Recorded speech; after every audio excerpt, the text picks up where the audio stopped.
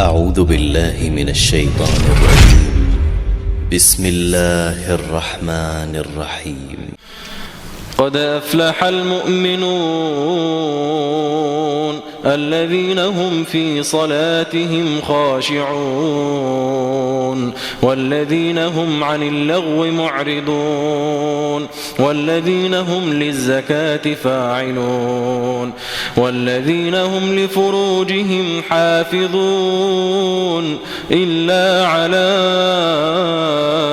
أزواجهم أو ما ملكت أيمانهم فإنهم غير ملومين فمن ابتغى وراء ذلك فأولئك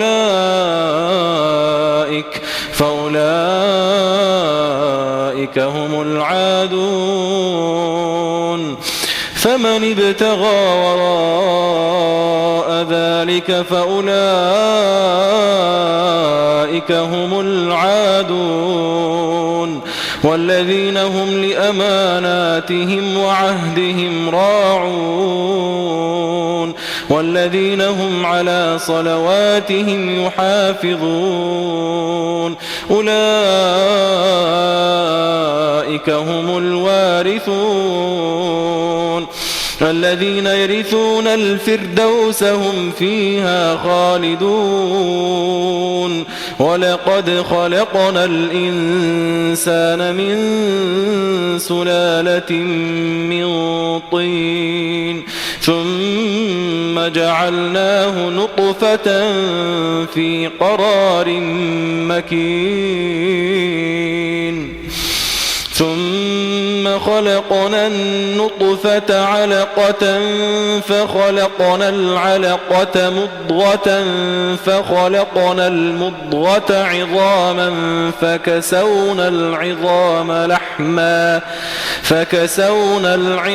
لحما ثم أنشأناه خلقا آخر فتبارك الله أحسن الخالقين